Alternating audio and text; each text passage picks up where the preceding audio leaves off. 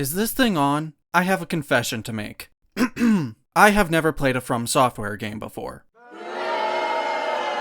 Alright, I get it. Zip it!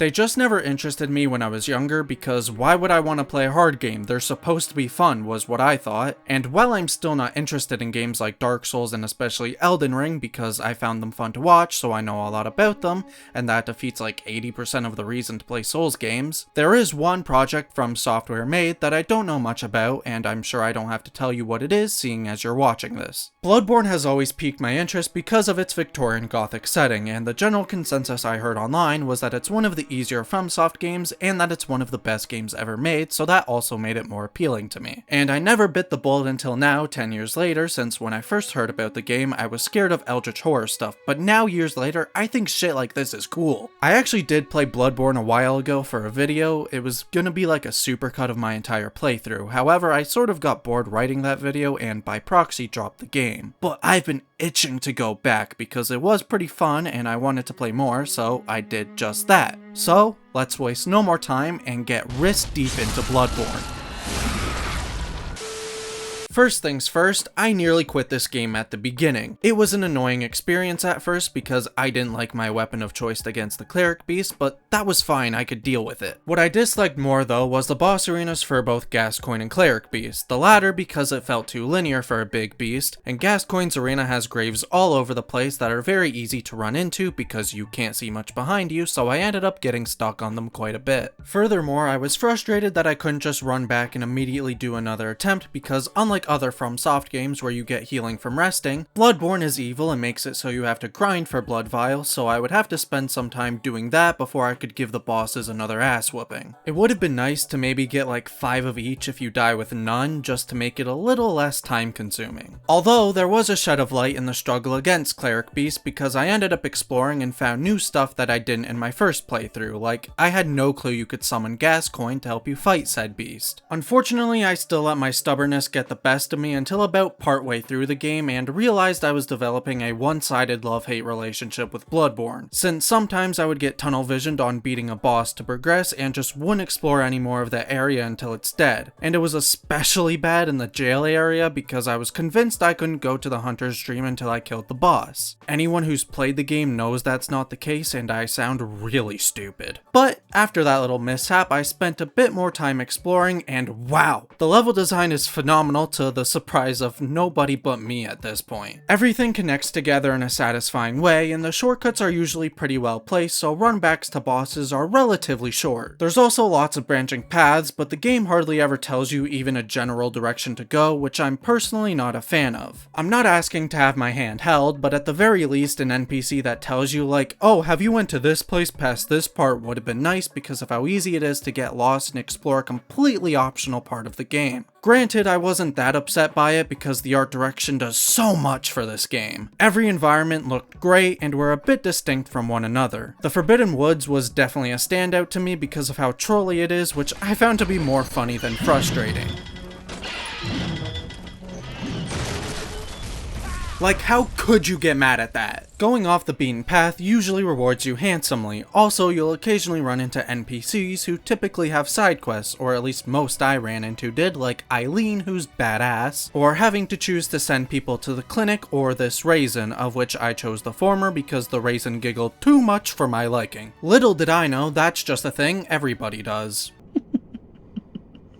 Fucking weirdos. Insight is also a good reason to return to previous areas, as the more you get, the more things will change around the world, and the game will become harder as enemies gain new and powerful attacks. Speaking of attacks, I had a lot of fun learning the combat. It was definitely frustrating at first with how clunky it felt at times, and the fact that moving my controller a little bit made me do an emote. Seriously, who decided to have motion controls for those? Each enemy having different attacks and by proxy different timing to parry them made every encounter feel fresh and scary as you have to figure out their moveset on the fly, and landing parries will never get old. It's just got some good oomph to it.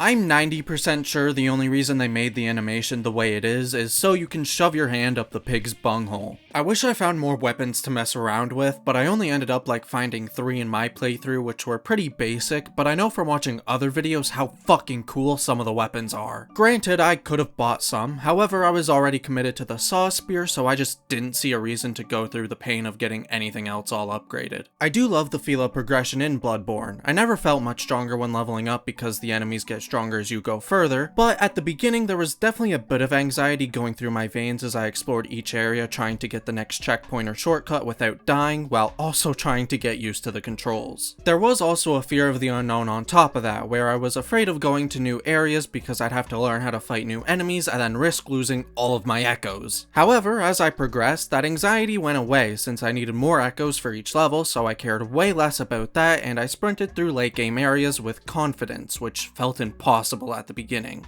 Now, it's nigh impossible to talk about a FromSoft game without mentioning the bosses, so take this as your spoiler warning if you don't want to know about any bosses or the DLC. Alright, you gone?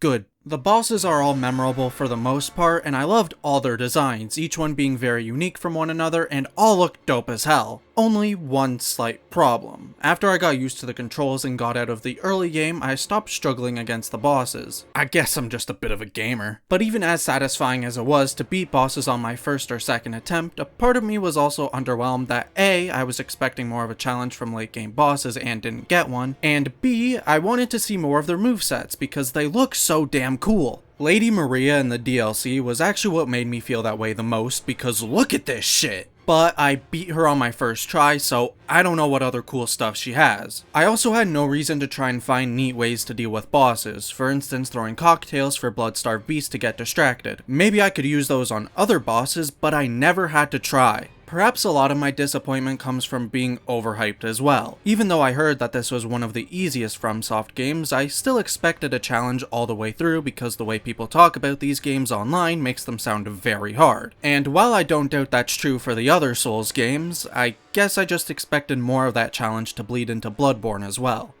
The music is great. I wish I were able to focus more on the boss themes during the moment, but you know, a little busy getting my shit rocked for that. But I listened to them after the fact and holy shit, they're pretty nuts. Ludwig's theme is easily one of the best songs ever made. The way it starts going in no real direction since his first phase is pretty wild matches so well. And then in his second phase it feels a lot more composed and steady. It's just so good, dude. And most of the songs feel very big and bombastic or have a very good build up to that big moment, and it fits very well during the fights. Obviously, or they wouldn't be in the game. Going back to the DLC, which came out less than a year after Bloodborne's launch, and it was shorter than I thought it'd be. My final runtime of it ended at like 3 hours. Granted, I didn't explore that much, but regardless, it was a very fun 3 hours. Each area was just as well designed as the base games, and brought with them new enemies who are all a bit more challenging to fight than the base game. There's also new NPCs. Blip, plop, blip. Easily the greatest NPC of all time right here. The bosses are by far my favorite in the game as well. I already talked about Lady Maria, who's cool as fuck, but Ludwig is also an awesome fight and by far the most difficult boss in the game. Aside from this asshole, I still haven't beaten him at the time I'm writing this. He hard.